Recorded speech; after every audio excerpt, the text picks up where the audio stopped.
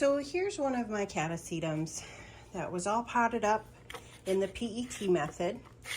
The PET method, which I forget what it stands for, to be honest.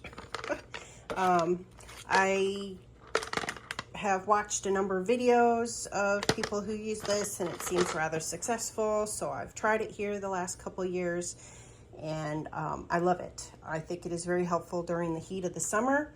And so you get a clear plastic container with no holes, and you, using a soldering iron or something, a drill, you put in a couple holes. You can see the 2 holes here about 1 inch or so above the bottom, and that acts as a water reservoir. And then you put inorganic material in the bottom, like rocks, styrofoam peanuts, anything that's not, that won't degrade. And that's where the water will sit in that in that space, and any water that goes above it will drain out, so that way you don't rot your orchid. But there's still always a water reservoir for roots to pull from. It helps with humidity throughout the pot as well. So the second layer, you start putting in your organic material, and from what I've seen, a lot of people do medium to large bark chips and perlite at times, or just bark. Some people put in large chipped mulches that aren't treated with anything bad, for another good inch or so. And then the next layer is your moss. So I have sphagnum moss here, and this is my number 4 bark chips with perlite. It's got larger and smaller pieces, and it's considered number 4 size. I get this from my local San Diego County Orchid Society at their events. And so let's see here, and then you could top off with a little bit of a bark layer. In the past, I always just did moss all the way up to top, because with the new growth, which this particular orchid, this is not focusing very well, hasn't started new roots, but I can already do the repot. But I want the moss, which will be put in dry,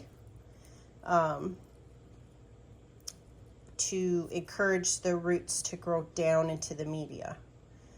So hopefully this will start its roots, and we're not going to water this until the roots are at least 4 inches long, preferably 6 inches long, which is nice because you can typically see that in a nice clear plastic pot. Sometimes they don't cooperate, and they will grow where you can't see them. So then you go by the size of the growth. So I wait for a good amount of size of, if I can't see the roots and their approximate length, I wait a pretty good long time to start watering, unless the original pseudobulbs start to shrivel, which this is this one coming out of its winter rest. It's pretty shriveled. So I hate that. I hate the look of it, but there's still a lot of energy in last year's growth. So unless that really starts desiccating, I'm not gonna water. So let's see. I feel like I'm forgetting something. So what I'm gonna do is I'm gonna replenish the moss, or I'm sorry, the bark layer, and then the moss, and then I'm gonna set this up here for another couple years of growing, leaving lots of space for the new growth right there, and then for future growth and future growth. So then in a couple years, when the moss is most likely starting to go bad, I'll replace everything. But that's all I really did, is I just tipped this over. I pulled everything out. All the old roots are desiccated and gone. They were hanging on to these rocks. So pretty much everything came out. I rinsed the rocks, and the inside, I wiped it down a little bit from algae growth. Threw away all the other old organic media, and now I'm replenishing with new media. And I'll probably have to stake this one up. So I will start doing that. So here I've put in the organic layers. Sorry for the glare. So here's the bark. So it's about a couple inches. And then I put in a good solid layer of more than a couple inches of moss. I don't compress it, but it's in here not super light and fluffy. But I'm not super smushing it either. I hope that makes sense. And so you've got the rock layer. So that's the PET method. So now we'll get this up here. I want it low enough so that that new growth is, when it does start growing roots, it will be enticed to go there. But I left enough up top here to put a nice bark layer to protect the moss from algae growth. So I'm gonna go get a stake to hold this up while I then put the top layer of bark. So I'll be right back. And so here, this is finished. The new growth is right down there. It's kind of headed in a downward direction, so I'm hoping it'll start growing up. And I'm moving these outside to my back patio. So once I get a few more done, I will, I'll show you how that's all shaping up out there. And yeah, I think when the roots get long enough and I start watering, I'll probably also throw in slow release fertilizer pellets to help with the feeding, but I'll be fertilizing heavily once I start watering with the roots long enough throughout the season, because they grow their new growths in a really short time, so they need a lot of food for that energy and then to produce flowers. These hybrids from Sunset Valley Orchids are capable of blooming 3 to 4 times a season. So as much as I support them, that's as much as flowers and number of blooms that I'll get. Last summer, I really struggled keeping up with watering and fertilizing, especially fertilizing. And all my Catasetums showed that, hey, if you're not going to feed me enough, I'm not going to give you very many blooms. So it does make a difference. It's up to you. But so yeah, so this one's done. Hopefully it's making sense so far.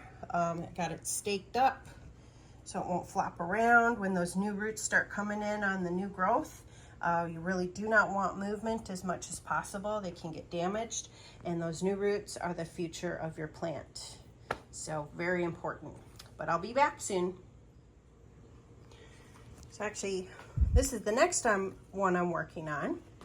And so I put in some decorative stones here for last year's growth with all the roots.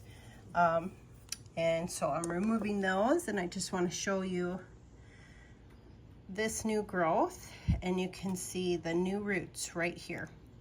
So it's good I'm doing this to get these. Oh, there's even more root numbers here, so it's a real good start. It's already about 1 inch high. So so what I'm going to do is I'm just taking this all apart, any of the stuff that I had, and I just tip it over on the tray, and I start pulling everything out. But I will not pull anything around these roots. That is the no pull zone. So I will be very gentle around here, but I'll be a bit vicious back in here. I'll be pulling stuff out to loosen this all up and get it out on this tray. And any organic stuff will get tossed out in the yard to degrade further. And the rocks I'll clean up a little bit and put them back in. And you could see a whole bunch of roots from last year. Actually, some of them don't look so bad. So depending on what I feel, if the roots from last year are not all squishy, like this one's gone. It looks good, but it just squishes. There's no firmness, but if I feel any firmness, like that's a firm root, and if it goes further down, I might alter what I'm doing, and I might try to maintain some of these roots down here, because they're actually looking pretty solid. And that happens sometimes. Not always do all the roots die off during the dry winter rest.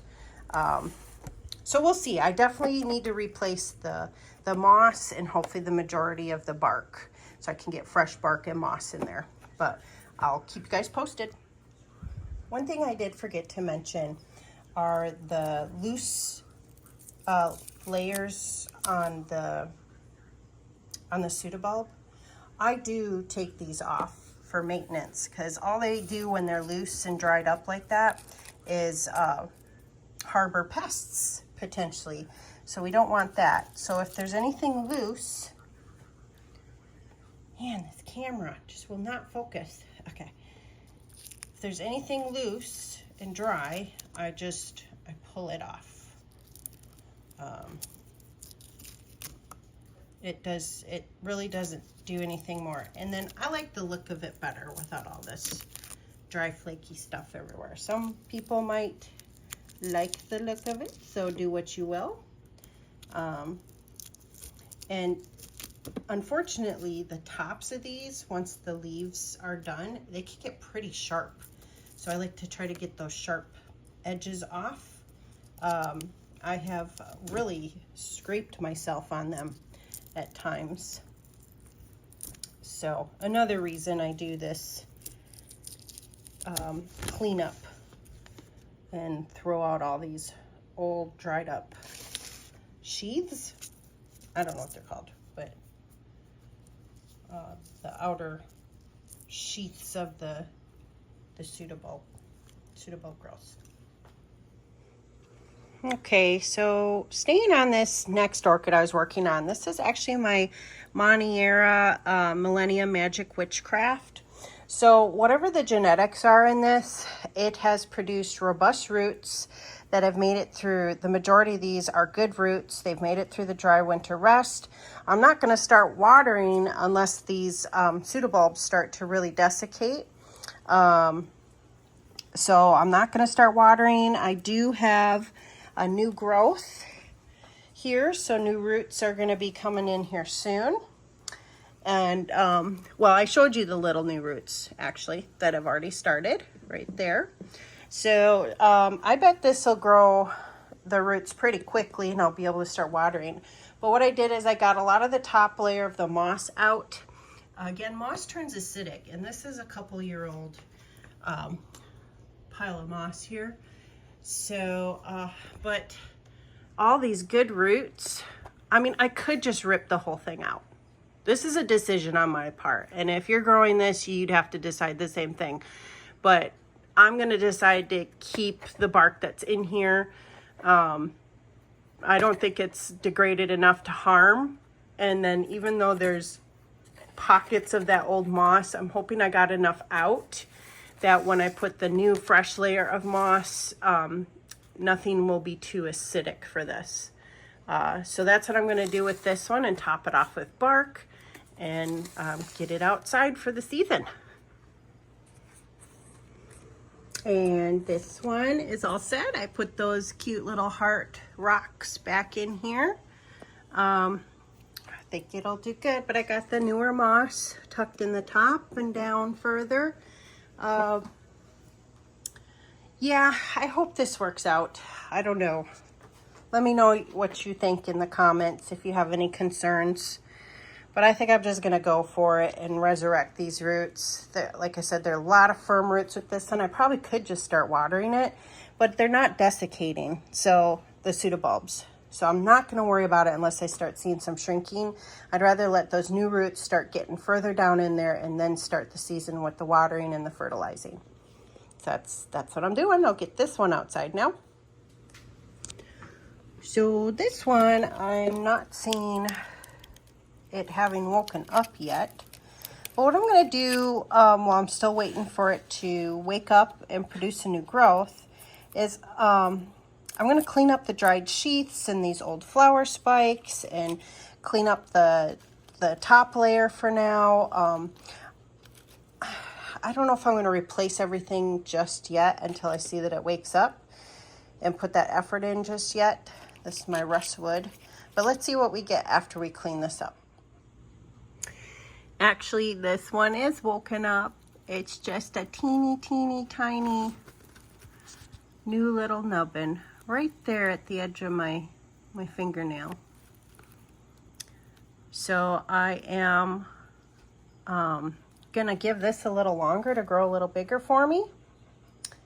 I think I'd rather do that because I'm afraid I'll maybe smother it. I did take off some of the top bark and just I think think a piece or two of moss, not much at all. So yeah, I want to watch this nubbin and see which direction it wants to go before I do the full refresh, but there's still plenty of energy. This is starting to shrivel a bit. We've got some more shriveling in the other back bulbs, and I'm going to want to stake this better so it's not wobbling all over the place, so when the new growth starts putting out new roots, they won't get damaged. Again, the new roots are the future of the plant.